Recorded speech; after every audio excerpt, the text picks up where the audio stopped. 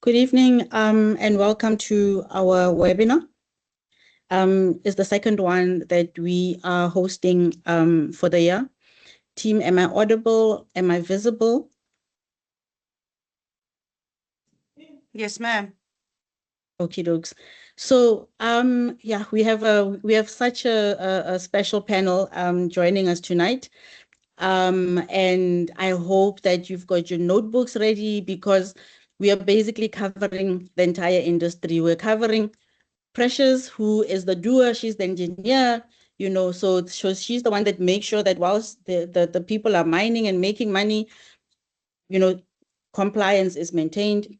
Then we have Dombi Kaise, who basically takes ESG, this monster, and she distills it down and she granulates it so that the man on the street, as she says, is able to understand what it is that they're supposed to be doing.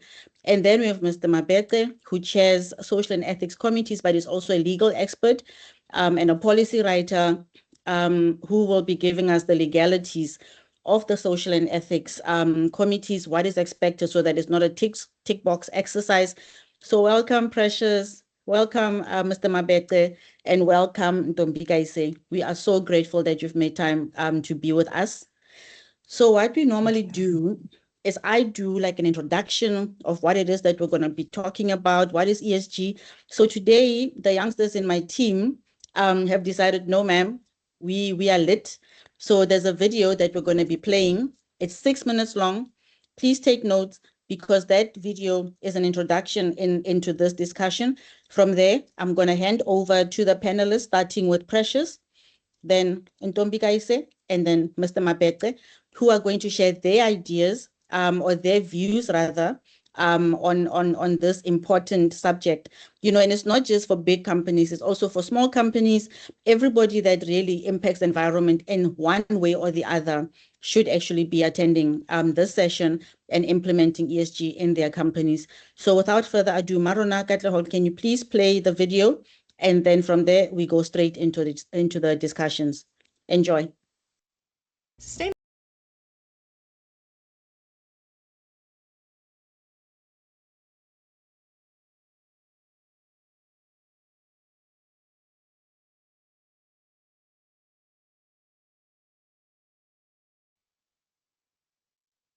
Thank you, team, for that video. So that is just an example of what the world is already doing insofar as ESG is concerned. So if you're a company that's providing services, you have an idea of how you can package your message for ESG. And to show that it is not just a tick box, you can see how important it is to make sure that, from a regulatory perspective, you stay online and on top of things. So without taking more time, I'd like to introduce Precious. Her bio is on our LinkedIn profile. I was teasing and saying I think I felt so intimidated when I was reading it. So please hop onto our LinkedIn page. The team will put the link on the chat so you can read their bios because I really want them to take the time and share their their knowledge. So Precious, over to you. Thank you so much. Thank you. Good evening, everyone. I know, it's been a long day, so I'm just going to be more simple and very practical and share everything and also be very useful when it comes to how I'm going to be able to be speaking about ESG. I think I've got a question, and my slide is clear, it's from compliance to opportunity. And, as an SME, when we hear ESG, we think there's a lot of work that we need to do, And my question to everyone that has joined the webinar is, do you think that there's opportunities when it comes to ESG, or do you think that there's more work that is put in there? And I mean, I know ESG feels more like admin, more pressure, more cost. But the truth is, if ESG is not actually extra work, let's be honest, it's a business. And thank you. So there's a lot of myth attached to ESG. The big mistake that we do as SMEs is thinking that ESG is only for big companies and, big budget, consultant, complex systems.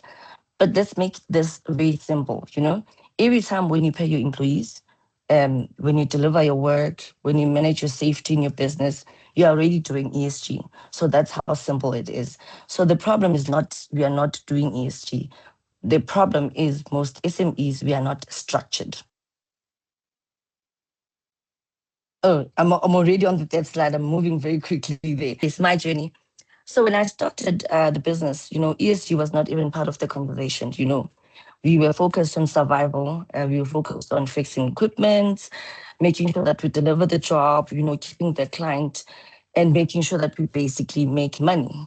But as the business grew, we started really having like serious more problems. There was no system put in place, no tracking, no consistency.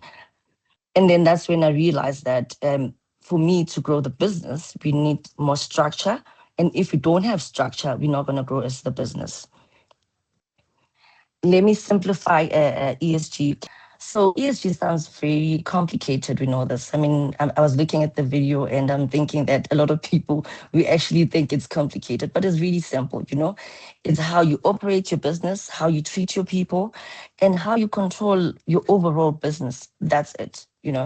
So I think more than anything, it is important for us to make sure that this is what we do. That is the most simplest way if you were to understand what ESG is.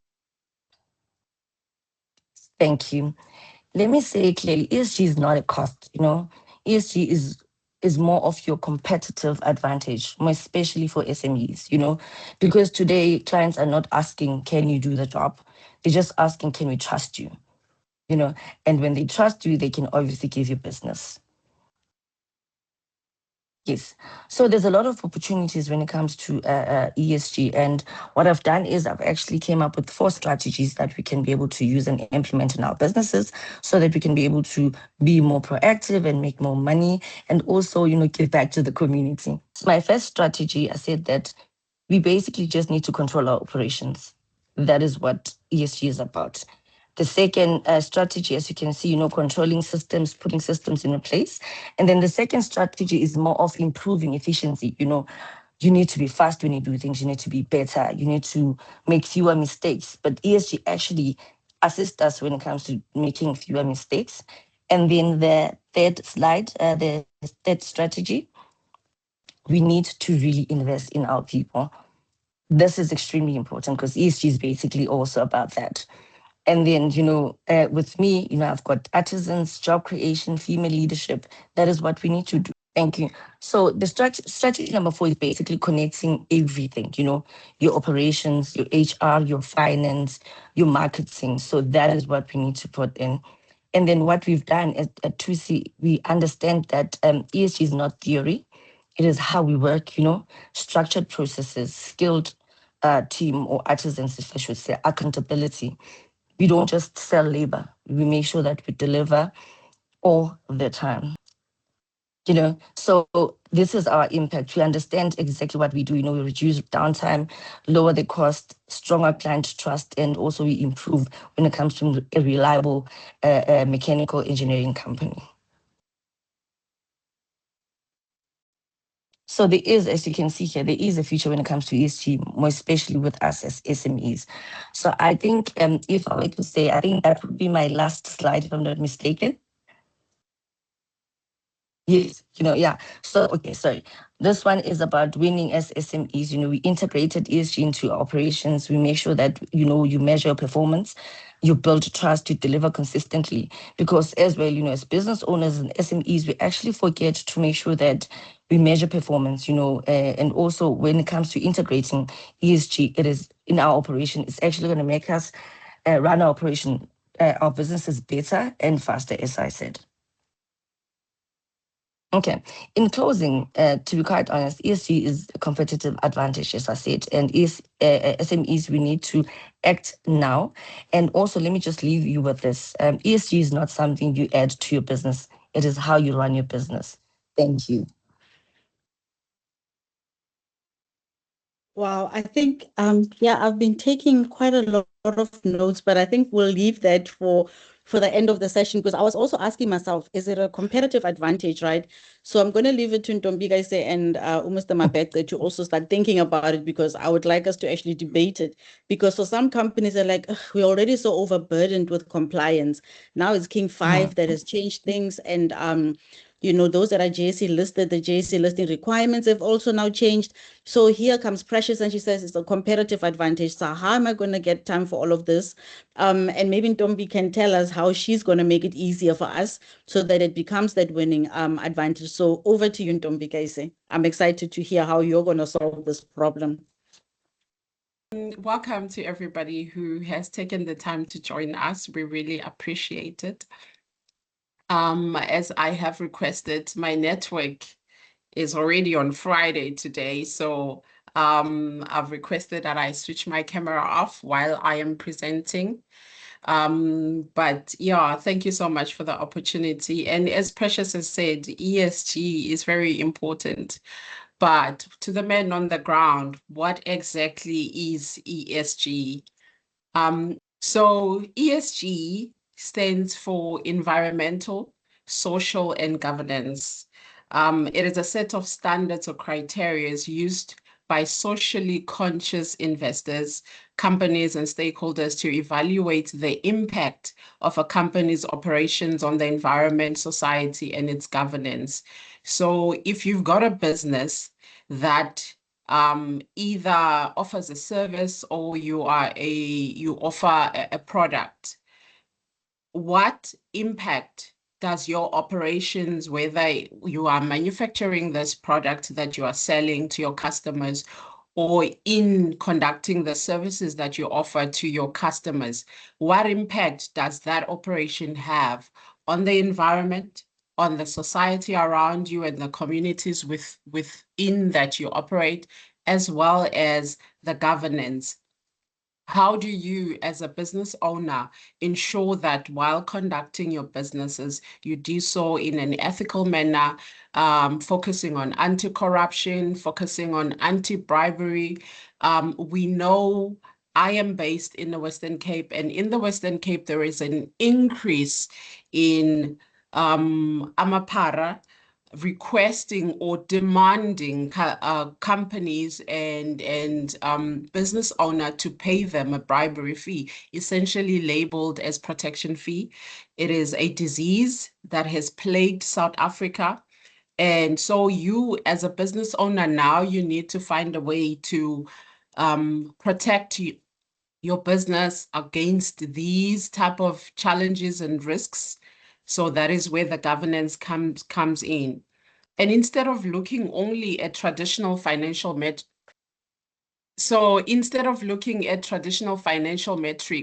like a profit or revenue, where previously if a business wanted to get funding or finance, the investors would only request for financial statements to see how the business is doing and to enable them to make a decision on whether it would be a good fit for them financially to invest or to put their money in. Now, ESG provides a framework where investors want to assess if a company has a long-term sustainability, if it operates in an ethical manner, does it pay its employees in a fair manner, is there equity, is there a process in place to address if there is a pay gap between females and males, for example, in the business, and also how does that company manages its risks. So why does ESG matter? So globally, ESG influences investment decisions. It also influences regulatory frameworks and corporate strategy. As I've said, that businesses and investors and funders now look at the ESG of a company. They want to know that you care about the environment around you, you care about the society and the communities that you operate in, and you also have sound governance in your business.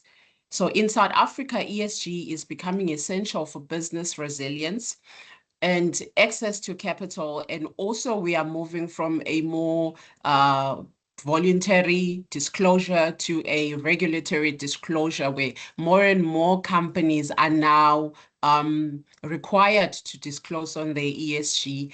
And we are getting to a show us what you are doing or explain. So a strong ESG proposition can also help attract and retain top talent, especially amongst the young generations. It can build customer loyalty, it can reduce cost, which will also include reputational damage. I recently read an article that said that investors who were born between the year 1944 to 1964 are expected to transfer their wealth within the next 20 years to a different type of investors, and these are now called the woke youth or the impact investors. These are now the young people who, unlike previously, did not just care about the bottom line or finances and only invested with an intention to make a profit only. But now these new investors, woke investors as they are called, want to align their financial goals with their social environmental goals. They also care about the value system. And it's not just about the bottom line, but about the triple bottom line. So a strong ESG proposition can help attract and that was my previous point. So what is the difference between corporate social responsibility and ESG? Previously, companies cared about CSR, and CSR is underpinned by internal management framework. CSR has to do with value driven.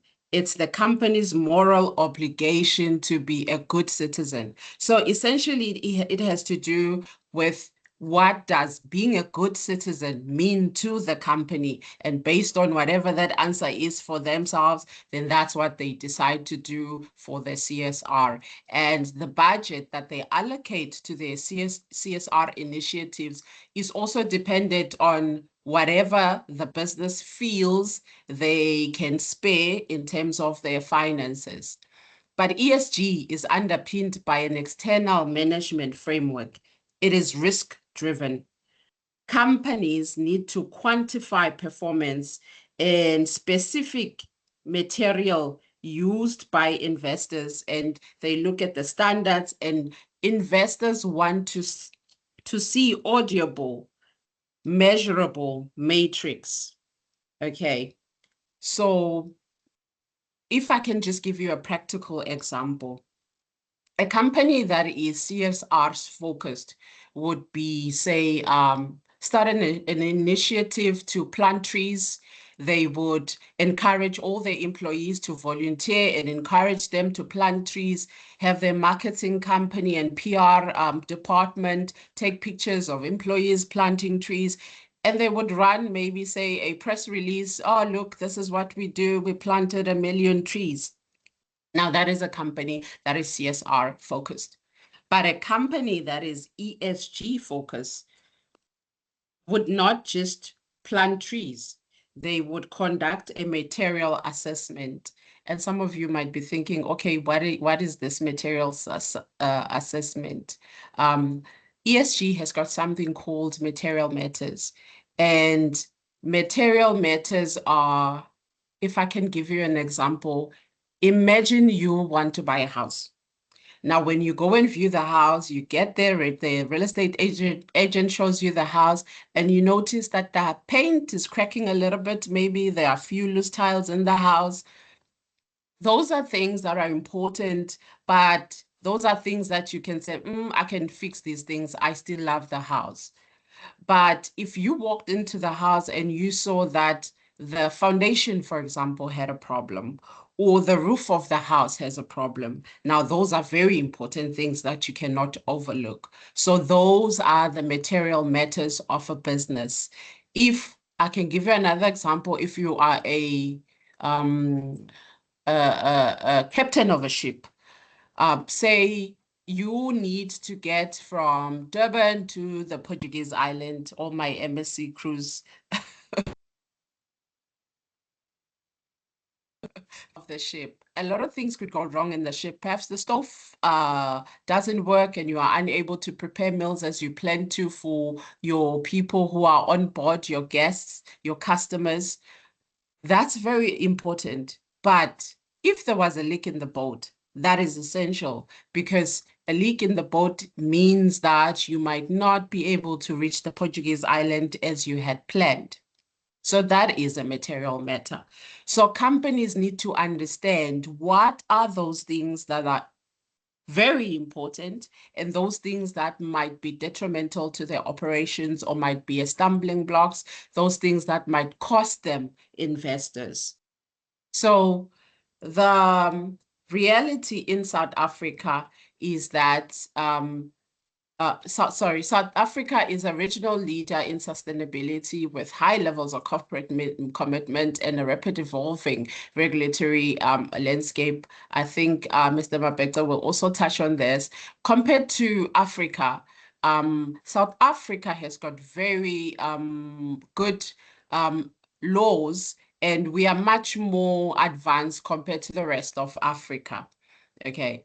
The country, although with these very good laws and regulatory frameworks, we have challenges such as inequality, such as unemployment. You know, we have issues with power supply, load shedding, and corruption as well. So now, on top of this, now we need to incorporate ESG to prove how we are being proactive, how we are attractive to investors, to entering new markets, to international markets and international investors.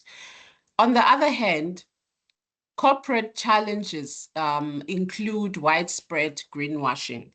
Now, I want you to imagine yourself sitting in a restaurant. It's your birthday, it's your anniversary, you are there to celebrate, and they give you the menu, and you ask for the wine menu for those of you that enjoy adult beverages. And when you get the menu, you order your favorite wine. The bottle comes to you, it's in that little bucket with the ice nice and chilled. And when the waiter takes out the bottle, you look at it, it has got all the right writings on it, locally made, certified, um, using organic grapes, all of that. And the most important one that you will see, award winning, you know, these are the things that we see on a daily basis. But if you think at the back end of all of this bottle of wine or glass of wine that you are enjoying, in reality, how many people who work in the farms were compensated fairly, for example, in the planting, in the preparation, plowing, in harvesting process, you know, and the making of this wine. We see a lot of stories that talk about farm workers being underpaid, you know, farm workers being displayed, but nobody tells these stories because when we see the bottle, we assumed that the writing on the bottle is the truth, is a true reflection and a complete picture of what is happening in the background. And it could be that this eco-certified label is actually owned by the winemaking company or the winemaker's daughter's company. So there is a very deep-rooted tendency to greenwash, where what we see statistically given or in reports is not a true reflection of what is actually happening on the ground. There is a lack of readiness for upcoming mandatory disclosure law in South Africa, but I think that there has been a lot of work being done in terms of gearing up, in terms of being ready to comply with what is required, because essentially, as I've said in the previous slide, that investors are no longer caring about the bottom line, but they care about the triple bottom line. So what are the opportunities and future outlook for South Africa when it comes to ESG? We need to use governance as a bridge to get to bridge the gap between the E and the S. Think of ESG as a chair. The E and the S are the legs of the chair, and the G is the seat that holds the chair together. And it connects them and connects them to strategies, very simplified strategies, very understandable, reachable, measurable strategies. If the chair has very beautifully designed and expensive legs, the legs are very beautifully designed, but the seat is not there, does not make sense, then that chair is not usable. And that is why we need to prioritize transparency, accuracy, and fairness in all ESG reporting to mitigate the greenwashing risks that I was talking about. We need to strengthen internal ESG governance by integrating them into existing risk and corporate governance framework. We need, and the question was asked, how are we going to do that? You know, there are a lot of legal requirements. Like you said, the King 5 is also coming into play.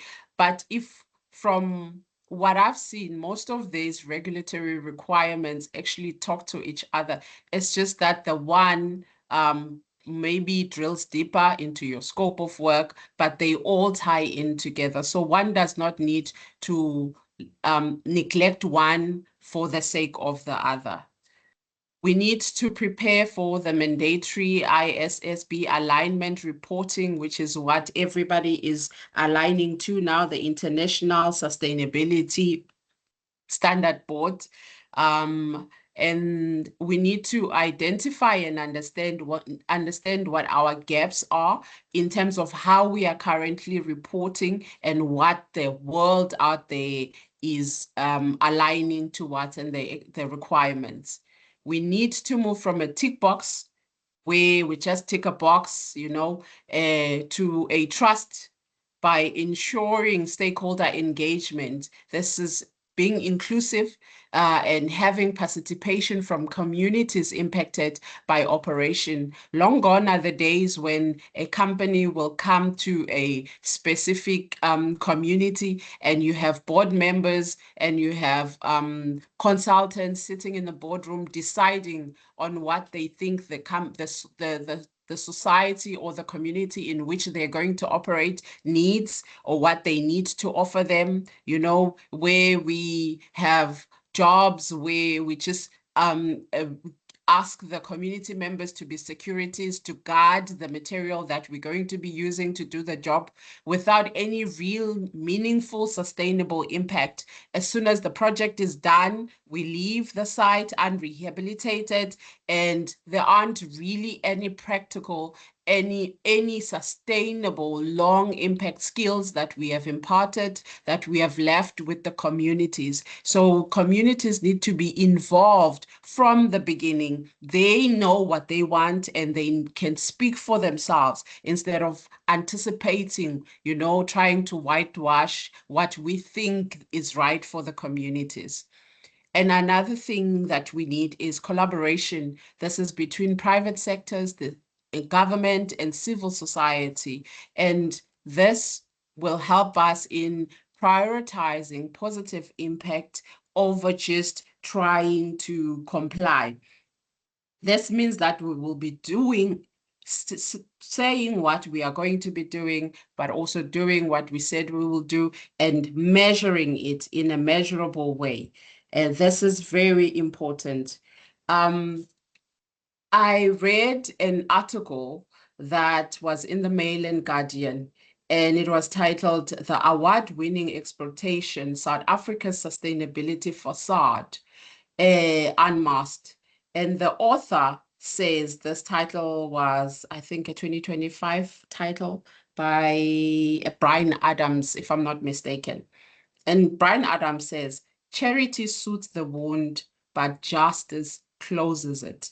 Don't just do good, dismantle what causes harm. So for businesses, for regulatory or lawmakers, for all of us here today, the question that I implore you to take with you or to ask yourself is, in your daily business operating, how you conduct your business. Are you doing so with ESG incorporated throughout your entire value chain? If you can't do that in the entire value chain, are there activities that you can now then incorporate ESG as a start while you work towards transforming your entire value chain? Are you doing your work in such a way that you are dismantling what causes harm to the environment, to the communities that you work with, to the people that you employ in your company?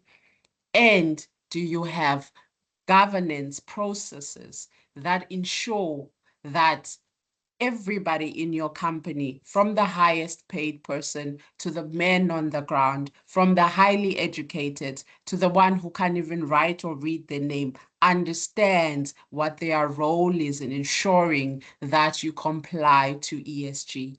Thank you very much. Wow, that sure, I've taken so many notes on Ntombi, and I think I appreciate the angle that you have actually put forward, and you've just put such a humane element to ESG, and for the other for the other panelists, I think, it sort of gives us already a platform, or I think a direction to take in terms of, the discussion posts, post the presentations, but also for the people online. Please put your questions in the chat, because I mean, yeah, like I said, some of the things that you're talking about, one has not thought about it, because I'm looking at things as a lawyer, and now you're putting such a human element to it, right? And I see you already having questions. So I'm going to take Andre. Andre, can you shoot? Oh, I have my hand raised. My apologies. I didn't mean that. Your hand. So are you that excited with the presentation that you? I wanted to clap. I was like, this is amazing. Yeah. That's what I No, meant to do. definitely. My Definitely. apologies. Thank you. You're not a problem, Andre.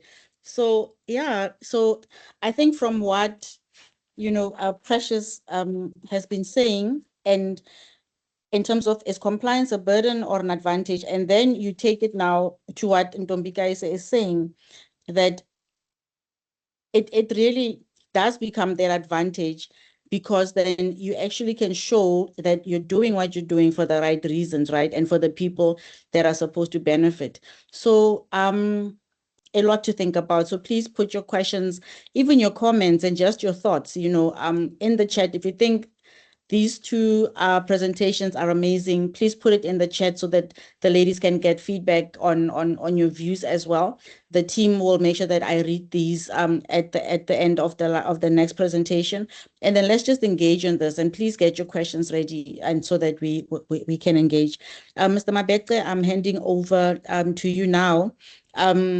And maybe just to get your views, on these two different viewpoints that have been expressed in these presentations. Yeah, and sharing your experience as a lawmaker. I mean, you've written so many policies. Is this another tick box, something that we have to do because we have to do it, or is there actually benefit, to ensuring that we really implement ESG? Over to you, Mr. Mabet. Thank you very much, Anastasia, and good evening, everyone. I'll start by indicating that the interesting thing about ESG stems as far back as the 1700s. We treat it as something that's new.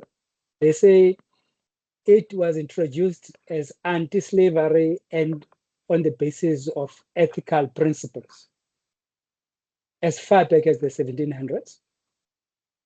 And fast forward to 2004.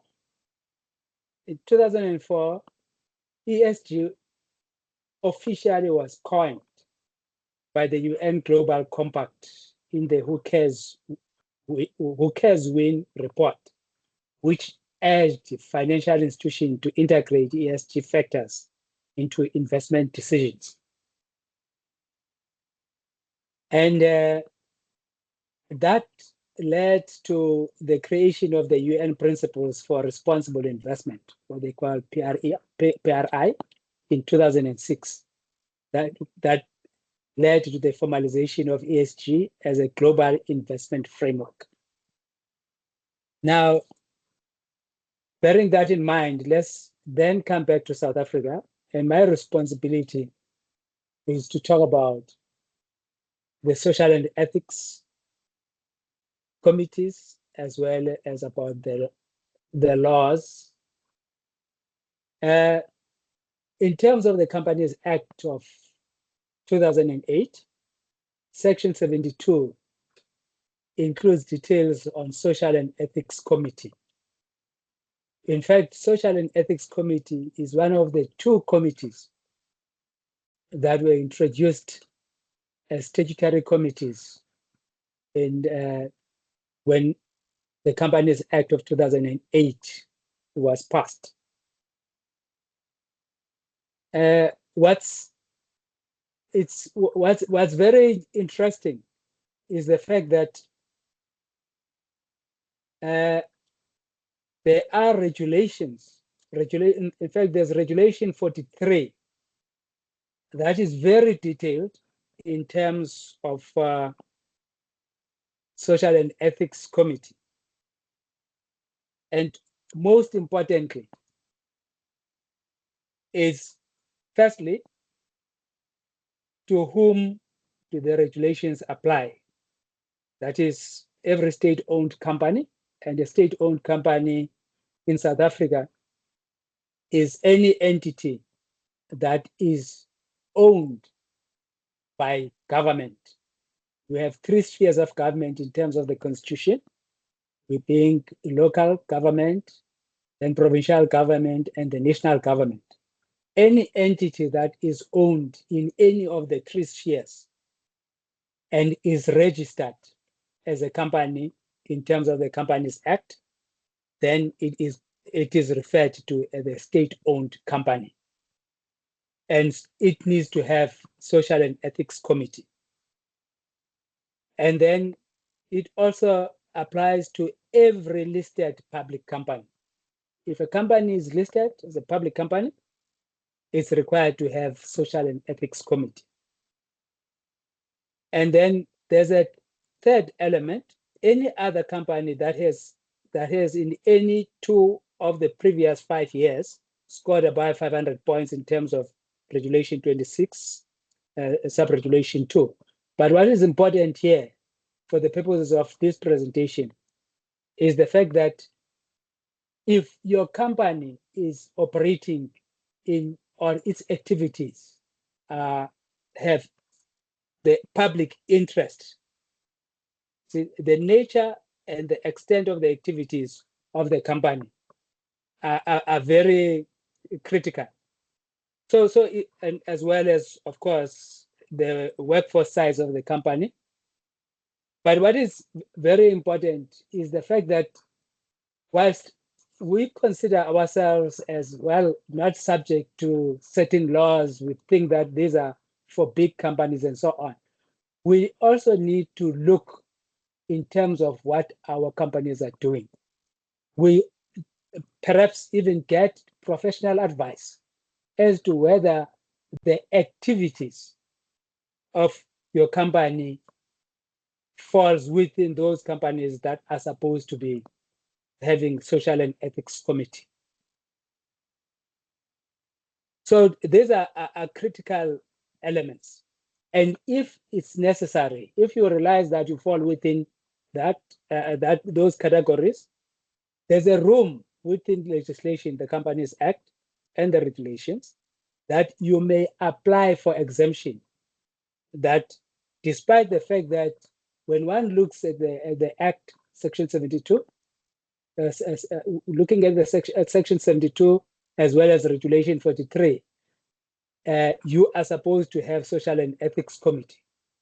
but for reasons that are known to you that may convince the tribunal, you may apply for exemption. So it's important not to ignore the law when it applies. At least get comfort that you have taken all the necessary steps to ascertain what your status is. This is also relates to good governance and leadership. Now, one of the very critical points that are important to take note of, and of which I would suggest any person who or any company that has social and ethics committee, and it's supposed to have, of course, terms of reference.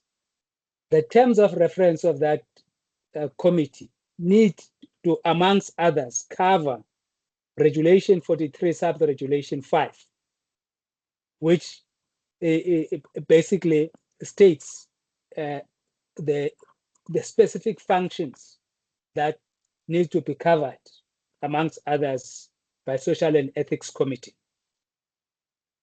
And one of those that one needs to specifically make reference to, it says to monitor the company's activities having regard to any relevant legislation, other legal requirements, or prevailing codes of best practice with regard to matters relating to social and economic development, including company standing in terms of the goals and purposes of the 10 principles set out in the United Nations Global Compact Principles. I'll just pause there for a minute. And I'm so confused right now. I'm writing as fast as I can. So I was going to say, Mr. Mabekte,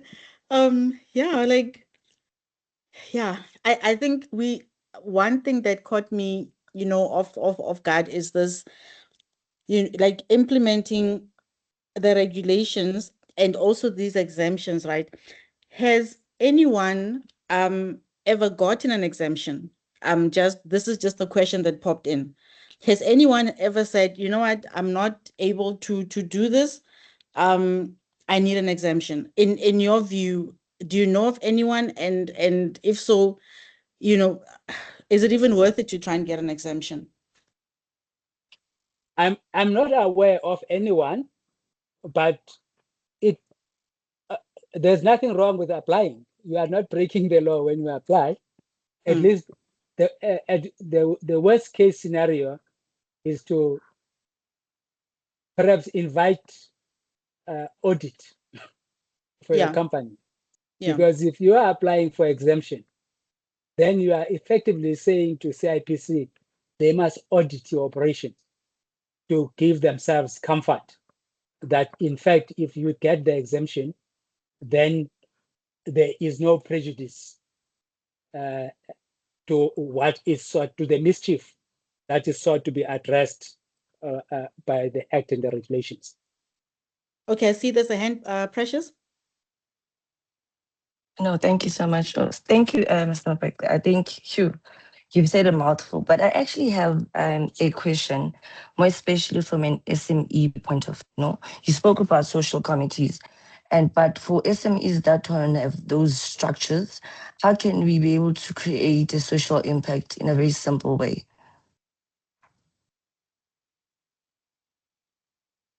Okay, as a starting point,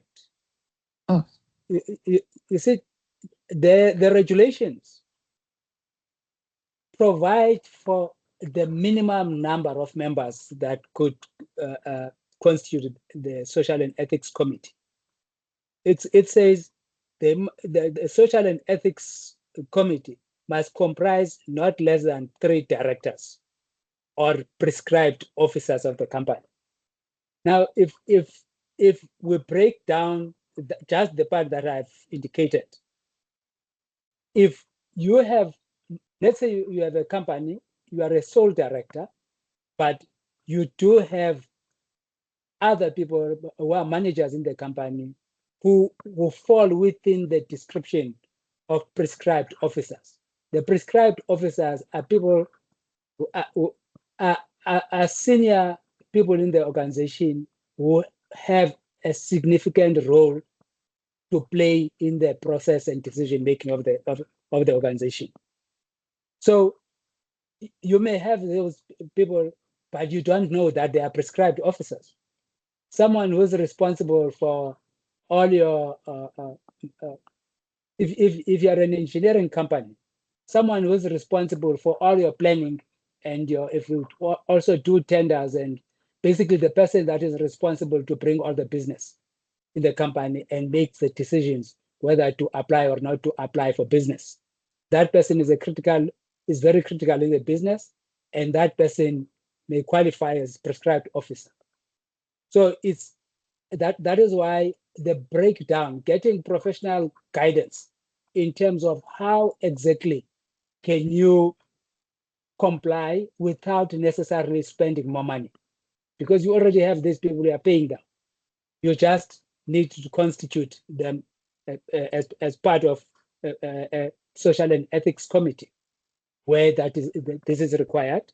And of course, there is a requirement that at least one person, a director, must not be involved in the day-to-day management of the business, of the company's business. That's the only, that may be the only cost, but it may not even be a cost, because you may make arrangement with someone else and you swap effectively for you to be a director in that company as a non-executive director, and the person be a non-executive director in your company, without necessarily you having to remunerate the person. So there are possibilities even for small businesses if they get appropriate guidance. Okay, and then I thought, let me just, when I said let me pause at on the reference to the 10 principles set out in the United Nations Global Compact principles as part of the responsibilities of Social and Ethics Committee. The 10 principles of the UN Global Compact provides that the corporate sustainability starts with a company's value system and a principles-based approach to doing business. And this is very critical.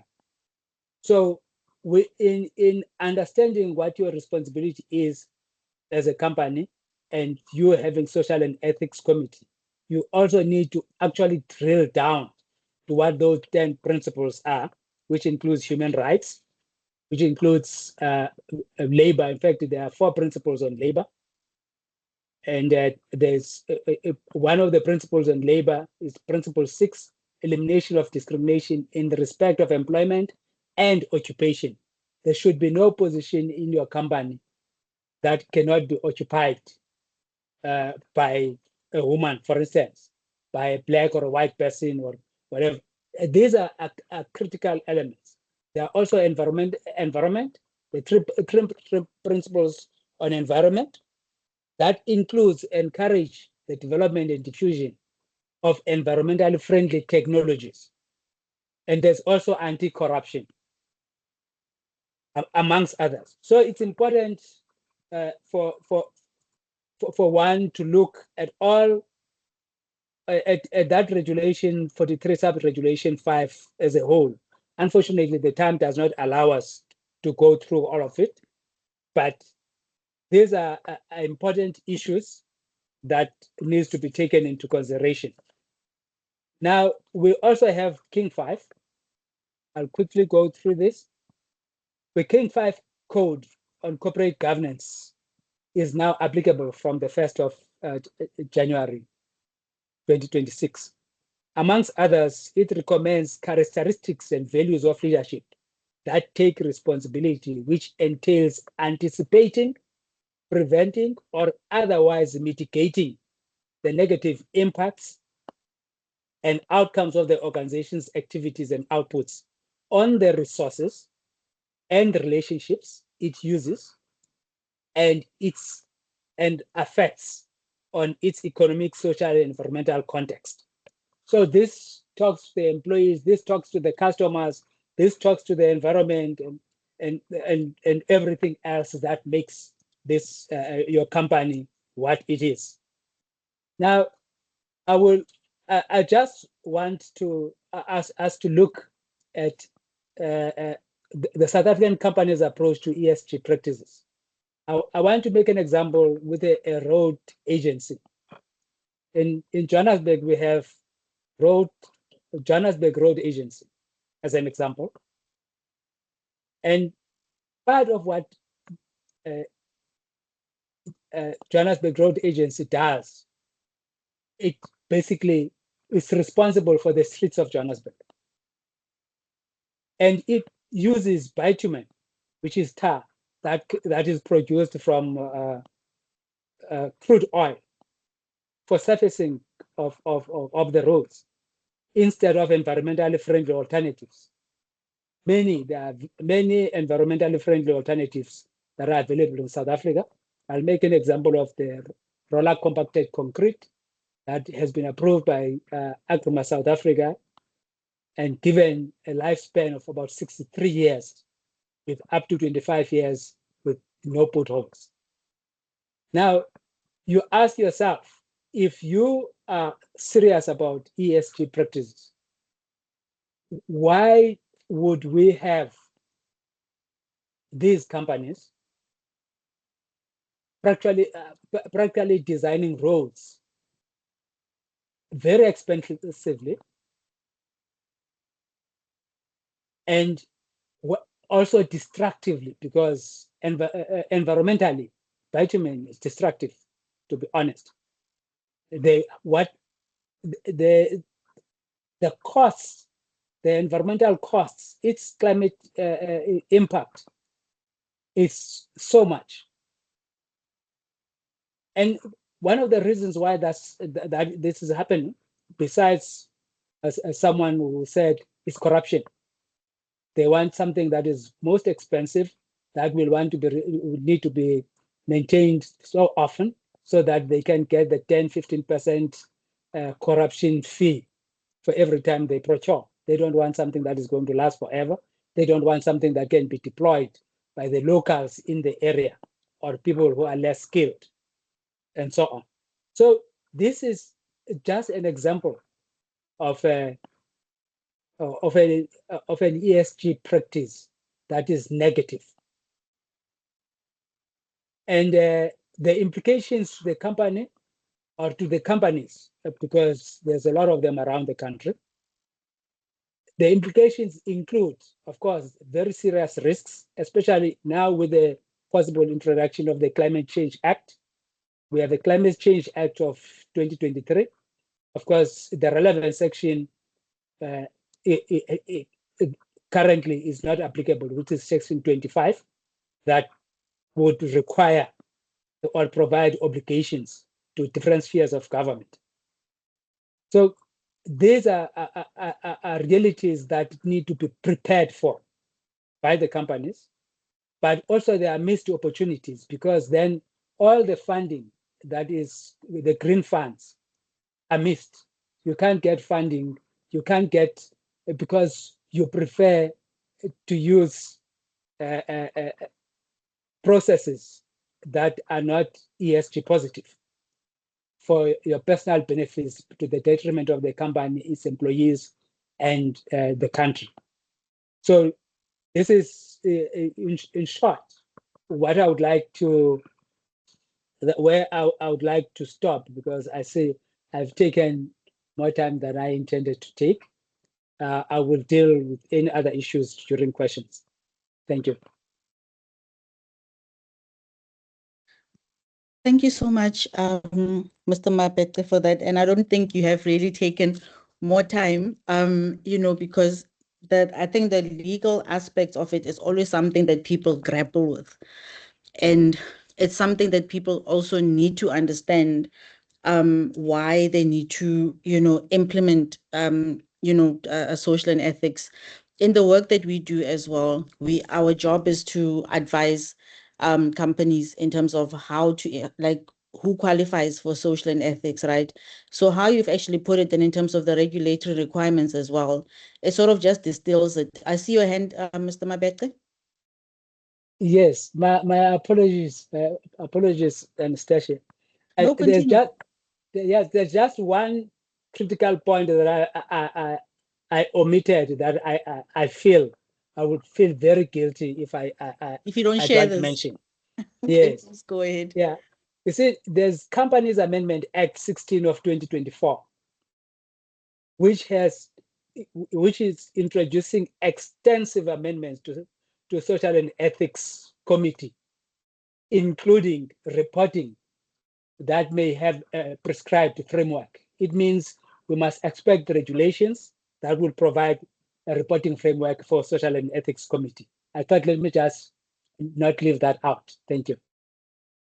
No, that is actually very important, and it's something that we are also making our clients aware of.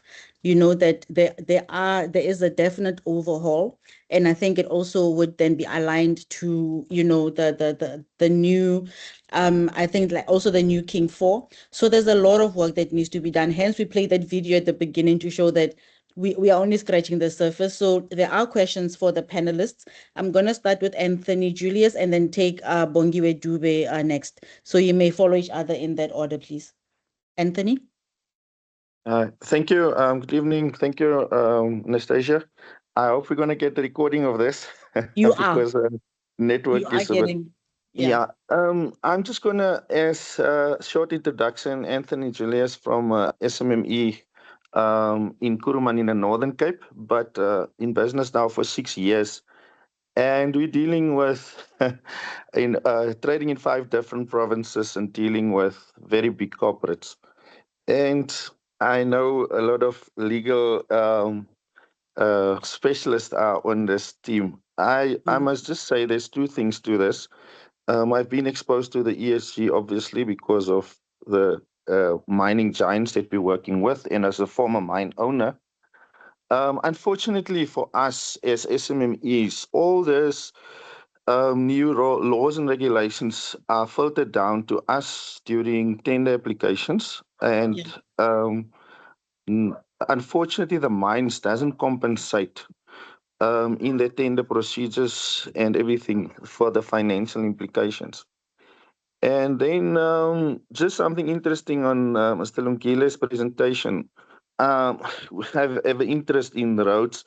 We tried since 2012, 13 to introduce polymer roads to the mines here in the Northern Cape, etc. And yeah, it lasts 60 plus years. So yeah, from my experience, one thing that I want to ask the panelists, what can SMMEs do as David and Goliath situation? For those who knows about that, we are really getting a raw end of a lot of tenders, and there's nothing, absolutely nothing we can do. For fear of my life, literally, I won't mention names, but we had contracts more millions, north of 50 million rand, with mining giants. Blatant corruption. We applied and submitted things to the Social and Ethics Committee, went to board level. Nothing came about it. They threaten you just with legal aid. What can SMMEs do with this gross negligence and things that if I look at all this mining in Daba things, I just like in yeah. So for your next presentation, it will be good to engage with companies such as us, Yeah. and to get first-hand experience. And I'm not talking. I'm not going to take much of your time. I'm just going to use one example. The lady, or in this case, a lady, she's the head of procurement at the mine. Finish and Clare, small town, everybody knows it. Her husband is having a mining supply company and they're doing business with a mine for years. She's only been fired recently. So I'm not even talking about rocket science. You have to go through Yeah. paperwork and things. And you're sitting here 6 years later, you just do your thing. It's actually so that you're actually forced, believe it or not, if you're not strong mentally enough, you're forced to fall into corruption and into that trap just to keep food on the table. That's all I want to say because I Yeah. will speak for a week on this topic. No, I So think yeah, I've made a note. I've made a note, Anthony, and I'd like to throw it to the panelists. Either one of them, just to comment on what you've just said, because it's a very important point that you're raising. Panelists,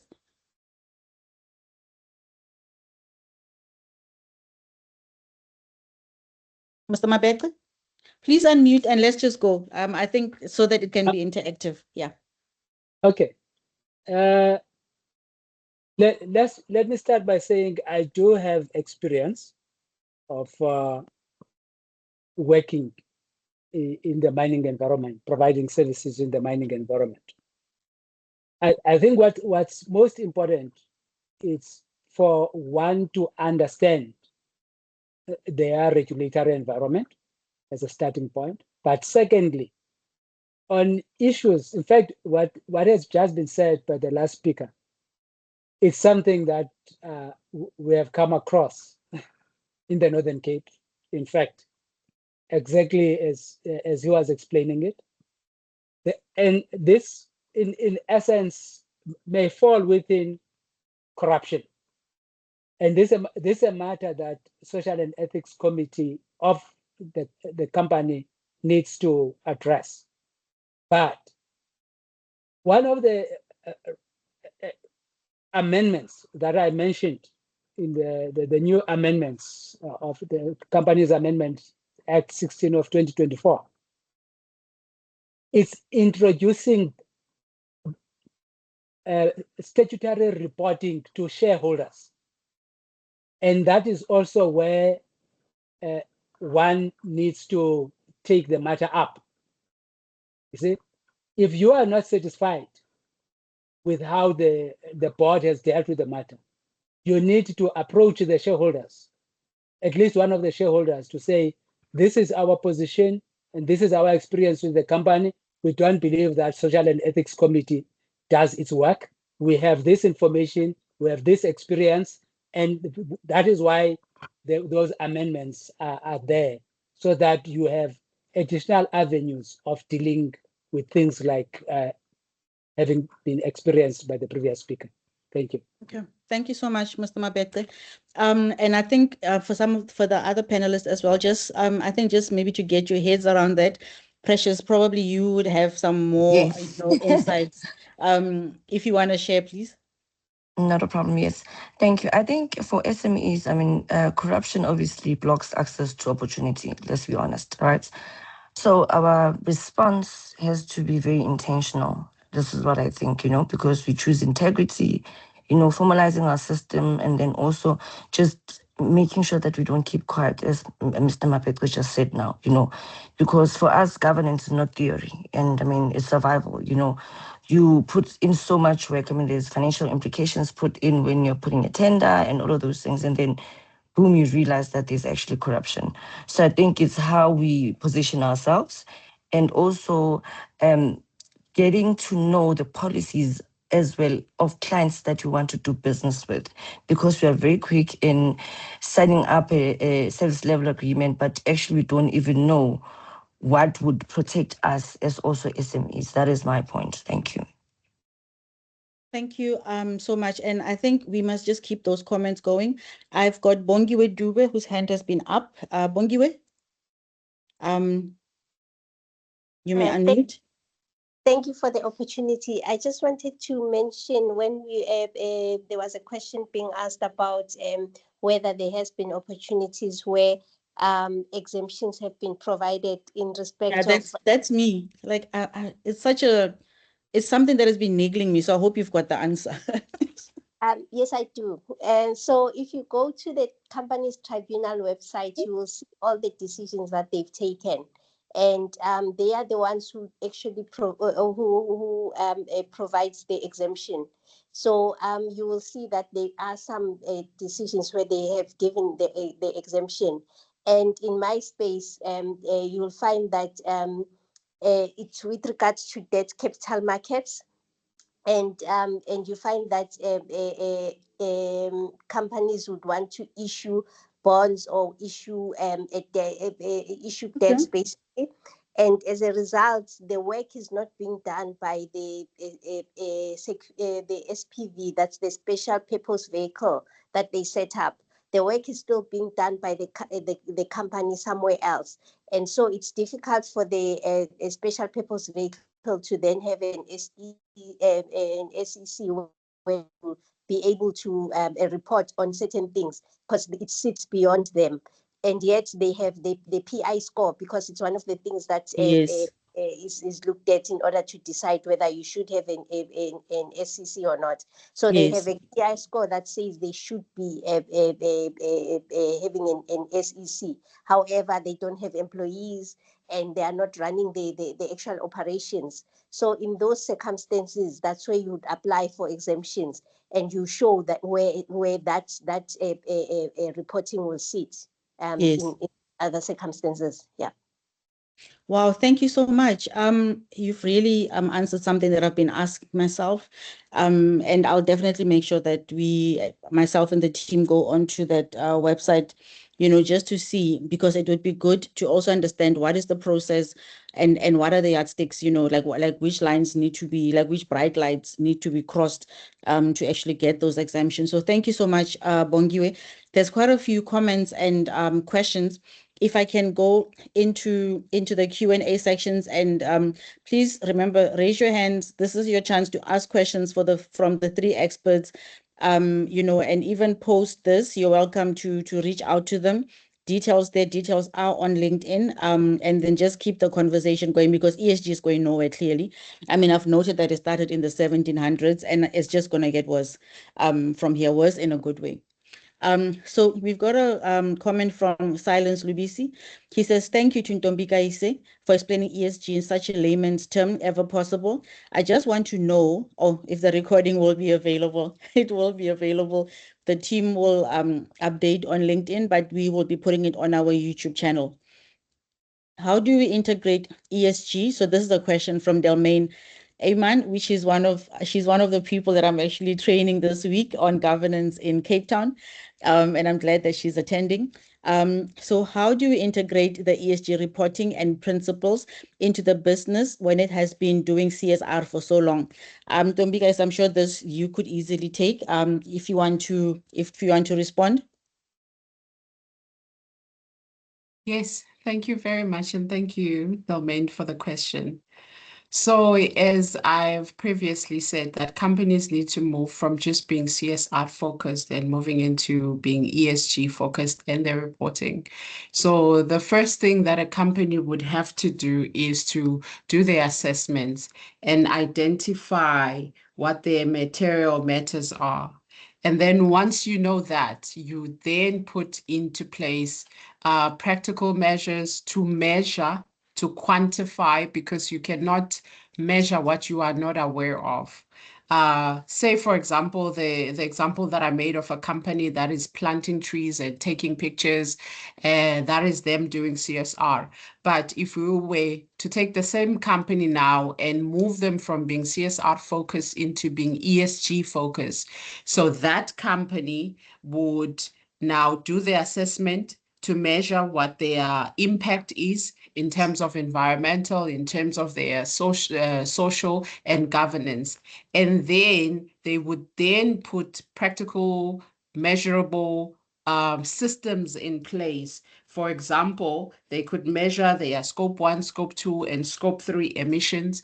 And for those that don't know what those are, so those are the different scopes. Scope 1 has to do with direct emissions that the company owns and controls. For example, this would be the company, if you're a delivery company, for example, the trucks that you use, the fuel that they use, and the emission when those trucks are running as a daily operation. Then scope 2 would be indirect emission. These are emissions that are linked to energy or the electricity that you use to light your offices, to run air conditions in your offices. And scope 3 is all indirect emission across your entire value chain. So for example, this is like the flights that your employees take when they're traveling for business, to attend conferences, or this has to do with your waste, the waste that you have in your business. How do you dispose of the waste that you have in your business? Do you recycle the waste, or do you throw it in landfill, sorry, where then it becomes it um you have methane, which is a greenhouse gas, coming out from that waste. So a ESG focused company would then measure what the impact is. And once they've measured, then they would put systems in place and frameworks that would allow them to say, for example, we want to reduce our emission, whether it's a scope 1, scope 2, or scope 3 emission in the next year, or by 2030, reduce it by 40%.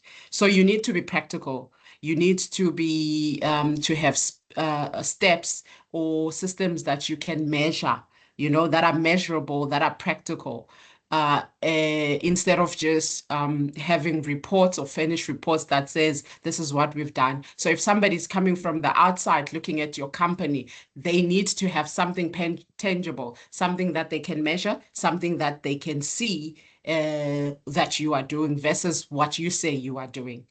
Thank you. Awesome. Thank you so much. And then the next question from Delmain is the role of auditors becoming more and more a position of trust that is more under the microscope? Does it mean that the liability of the company is reduced if the auditors are supposed to pick up on the financials? And do they include the ESG in the financial reporting? Any one of the panelists can take this? Yeah.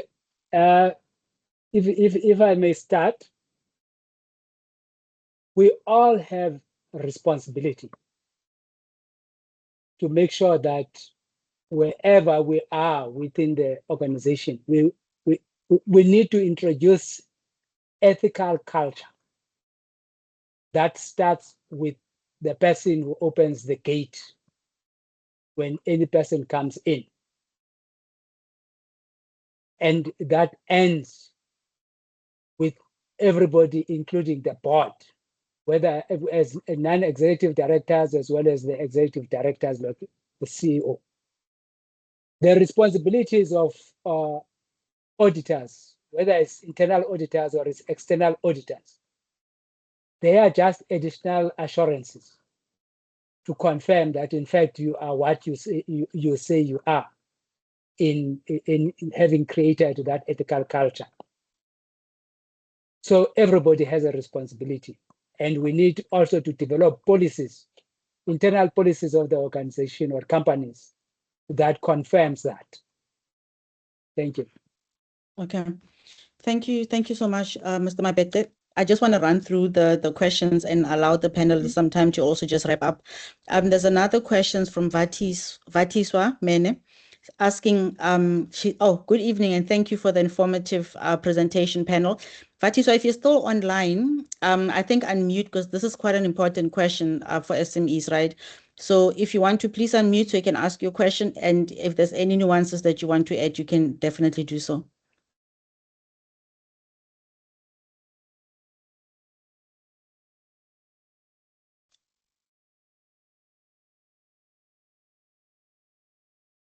Okay, I'm not sure if Vatiswa can unmute, but the question is, as an SME in South Africa, how can I integrate ESG principles without overwhelming my resources? Ladies? Precious, help.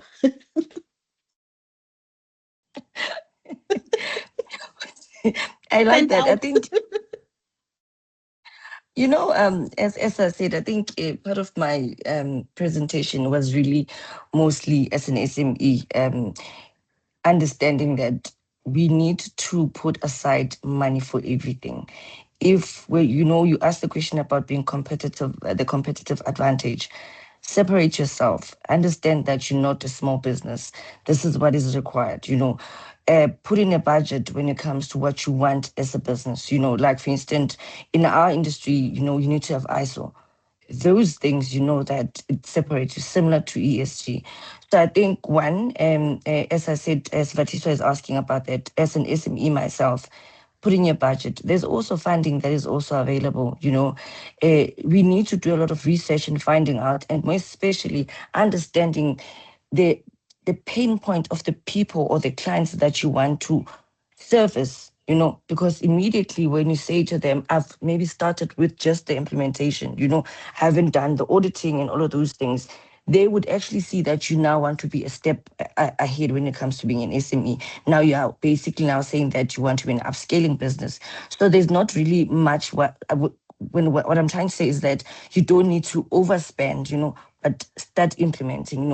I mean, Mr. Mapek was for me, he simplified a lot of things. Let's do our research, let's put in planning, Yeah. and then let's put in cost on the side, and we are going to be fine. Thank you. Thank you. Thank you so much for that. Anthony, I see your hand is up. Oh, sorry. Wait, Thank Anthony. you. Ntombi Kaise, wait, hang time, Anthony. I want Ntombi Kaise to wrap this question up. Ntombi? Hi, thank you for just to add to Vatiswa's question. As an SME who would probably does not know where to begin in terms of integrating ESG, what I would say is collaboration, as I said in the presentation, and I think Mr. Mapeka also touched on it when he was speaking about the SECs. So if you do not know, find someone who is doing what you are doing, but already understand what ESG is and how to incorporate it. So collaboration is key and working together. And the thing that you as the owner of the business need to understand fundamentally is just as you are responsible for making sure that at the end of the day, your business makes profit, you are ensuring that your employees return home safe. They are not injured. They are doing their work in a safe manner. You are responsible to ensure that as your business, as your employees are conducting the business out there in society, wherever they work, they do not cause any harm to the people that they offer the service or do the work to. So when you understanding is key. And understanding does not have to be a very complicated or big monster. How does my business, my daily operation affect the environment?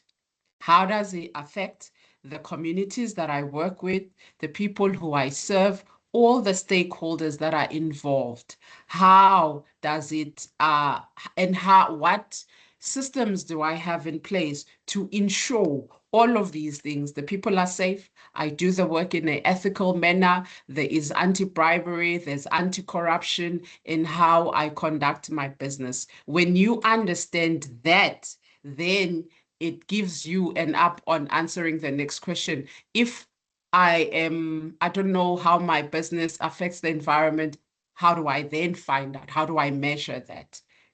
So collaboration is important if you do not know where to start. Thank you. Thank you so much. That really also just distills, the how as for SMMEs to show that it's not insurmountable. And with that collaboration and also I think looking to yourself and Precious and Mr. Mabeke, to ask the questions and say, look, I want to start this. The panelists are here. They're already boots on the ground. And I'm sure there are people that you can reach out to, collaborate with, and get that information that you need. But do not think that you are not able to do this. Anthony? Thank you. I don't want to make a nuisance of myself. No, please Just stop apologizing. Let's go. I'm going to throw something in the panelists' ball in their court. We've been around the Northern Cape, especially for a long time. Some of our clients are Kumba Iron Ore, Harmony Gold, Petra Diamonds Group, EP Manganese, Kalahari Manganese. There's South 32. There's a lot of mines. They spend a lot of money on training for the years and still spend a lot of money on training for SMMEs. But basically on the entrance level. So is there a way that you guys can perhaps in the last speaker said about collaboration. Can you help me help you? Can you guys perhaps help us engage with the mines to say, listen, this is company A, been around for more than 5 years. They are at that space where, and they want to comply with a ESG, etc., that they can assist with funding. Um, there was an incident where we were part of a training session where the mine spent on us 100,000 rand for training, and I personally did the training, attended it, and I don't. Luckily, everybody is sitting. I did most of the work, probably half an hour to complete this sheet about my company status. And then all the online training was probably only 8 hours. And they were spending, and we were more than 800 applicants for that program. So there's a lot of wastage of the training.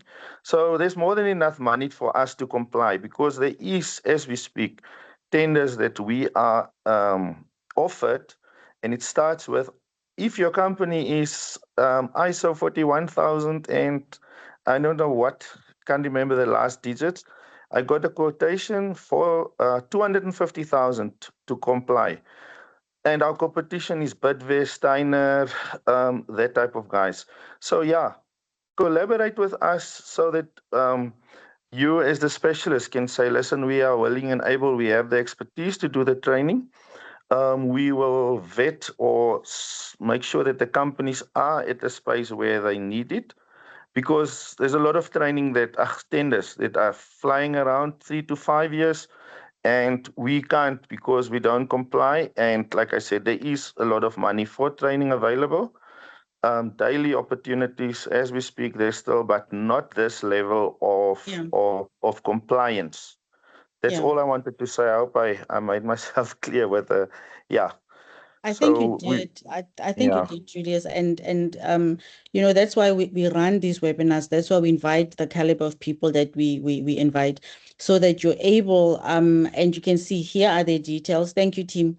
If you want to connect with any one of them, you know, you are able to, you know, to reach out to them and get that you know, advice and that information. And also, we are here, the team is here. If you need us to connect you to anyone, you and I sit on one platform, you know, we can discuss there as well. But collaboration really is the new competition. So yeah, so if I can go to KD, whose hand is up. I'm also mindful of time because I would like to wrap up before people start leaving. KD? Where's KD gone? There was a hand. All right. Can you hear me, Anastasia? I can. Oh, all right. Thank you so much. And thank you for this session. Thanks to you and your panel. You've actually went through ESG in a way that I never really took note of also. I used to think that it's something for the bigger corporate companies, not necessarily for us. And also, I'm just, as I'm listening, I'm picking up a lot of alignment. And I think once you know something and you start doing it for so long, you can sort of forget to report on it. Because as a registered engineer myself, the whole thing about compliance, integrity, and everything that is in ESG, environmentally responsibility and competence and all those things, they are actually part of the EXA code of conduct. So all my life as an engineer, I've been doing all these things. And now that I'm an SME, I actually think it's part of my job. It's what I do, and it's how I've been doing engineering all these years. So I never thought that it's something that I should be reporting on my business to attract investors also. So thank you so much for this session. It has helped in that way. And also I have one, I don't know whether it's a comment or question. Mr. Anthony mentioned something about a tar road and another material that they use, which is mostly environmentally friendly. Polymer. Yes, that one. So how do you introduce, because I think when it comes to pricing, being competitive on price, obviously most of the time when you go for something more environmentally friendly, it's usually more expensive sometimes. So how do you put this into for your clients that you are tendering to, when you know that the other people that are tendering also for this project are not going to be considering all those things that are more energy efficient in some cases? Because they are cutting costs and stuff. And usually our clients, especially government, The only thing that they look at is price, and you would really want to introduce solutions that are better for the environment because you know better. But sometimes it's it's kind of hard when you need to win the tender. Thank you. Yeah, no, that's I'm gonna leave that. I think Mr. Mabekta is already seeing me looking at him. So his hand is up, Mr. Mabekta. Yes. You see, when you look at costing, i- you look at costing in two ways. How much does it cost for you to buy something? But then you also look at what benefit do you get out of it. If you spend 10 million rand per kilometer for bitumen, a road surface in the township, and it's going to need it's going to have potholes in the next 6 months, and you spend the very same 10 million rand on other alternative material that is environmentally friendly, but that material will only develop potholes 10, 15 years from the time it has been deployed, and it's deployed faster. You don't close the road for a month because you are building a kilometer. All those are part of what you need to include when you are making the proposal, instead of just looking at the amount. Show all that so that you can basically indicate that this is value and this is going to save, because now instead of maintaining this road every 6 months or a year, that money is going to go in building other roads or doing other things if you use these alternative materials, whilst at the same time you stand a good chance of getting green funding to basically do more compared to what you would have done if you used your bitumen. So that's basically how you package, and I've seen this working. Thank you. Okay, so yeah, so thank you so much for the questions. I really wish we had more time, and I might be inviting the panel back, because clearly, there is a lot of scope and a lot of I think just questions and industry specific questions that still have not been answered in this time that we've had. And also maybe to get questions from the attendees so that we can send them to the panelists and just literally have a follow-up webinar and just try to unpack those questions now that you understand the baseline that you need to comply to from a compliance perspective, but also from a business perspective, hearing somebody that's boots on the ground and somebody that's trying to get people to understand this, and the legislative side of, the policy makers that are saying this is how this needs to be done. So I'm going to take it back to the panelists and just really ask that you give me like just your closing thoughts. And also there's a form on the chats, a feedback form. Please complete that for us. Let us know what else it is that you would like us to cover. We have a whole series of these webinars, and the next one will be on mental health because we're trying to incorporate that as well. But if you have anything that you'd like us to cover, you're more than welcome to do so. So the form is in the chat, but if I can go according to the presenters, Precious, just your wrap up and your thoughts.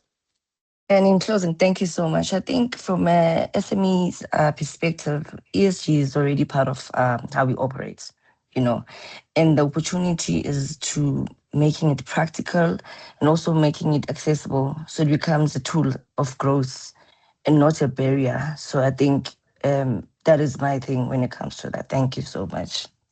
Thank you so much, Precious. Ntombi Kaisa?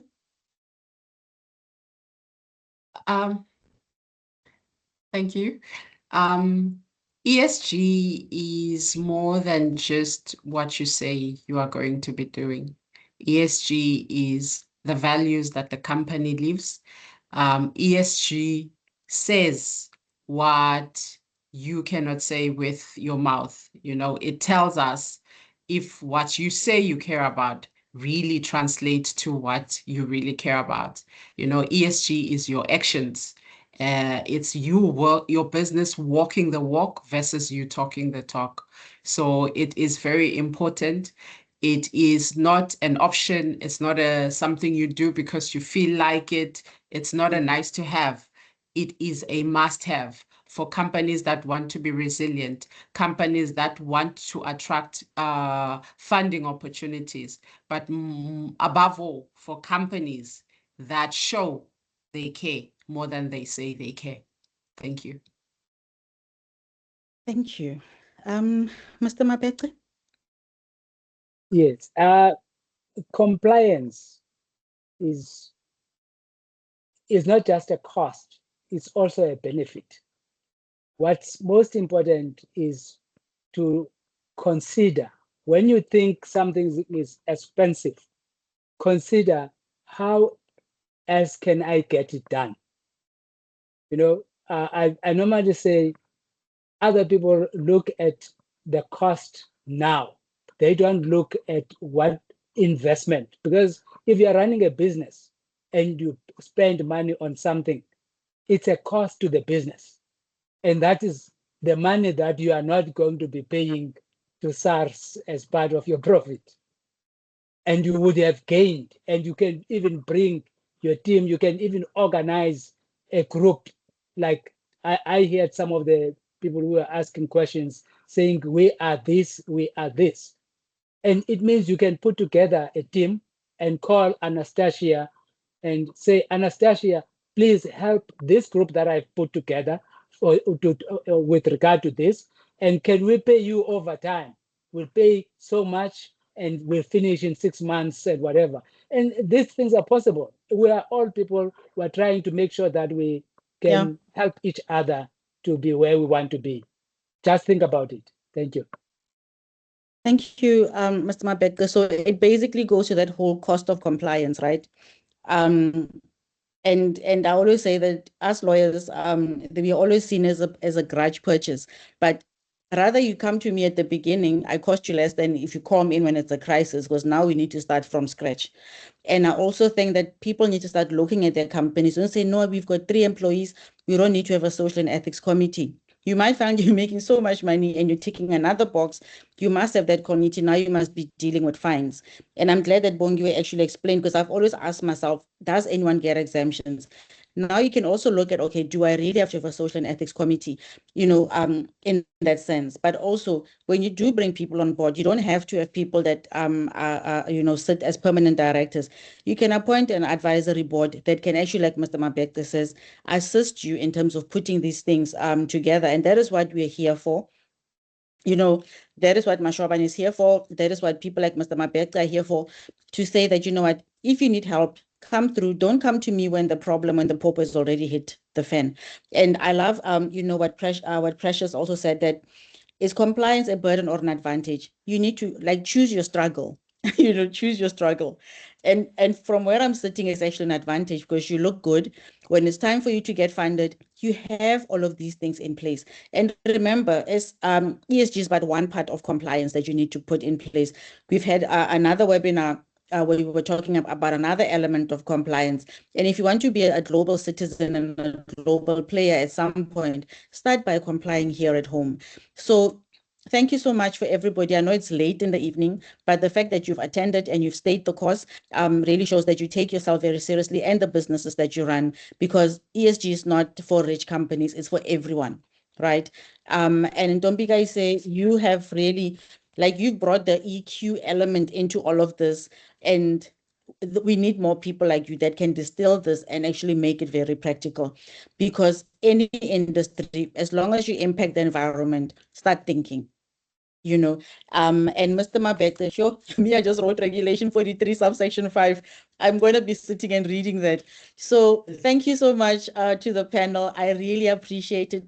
To the team in the office, you don't understand what's happening in the back end. The team is just, they're just running this thing. And like I said, we run a mentorship, and our team consists of youngsters in the early 20s. Because we believe in handing over the baton, and all credit to them. I'm just here speaking literally, but I've been told what to do, where to be, ma'am, just be here, there. So if you don't invest in our youth as well, we can't have this. So thank you so much to my team at the office. Love you lots, and I'm so proud of you. So with that, we are closing this session, and see you again next month. last Thursday of the month for another exciting webinar. Thank you, everyone. Thank you. Goodbye. Thank you. Good Thank evening. you. Goodbye. Bye. Goodbye. Bye.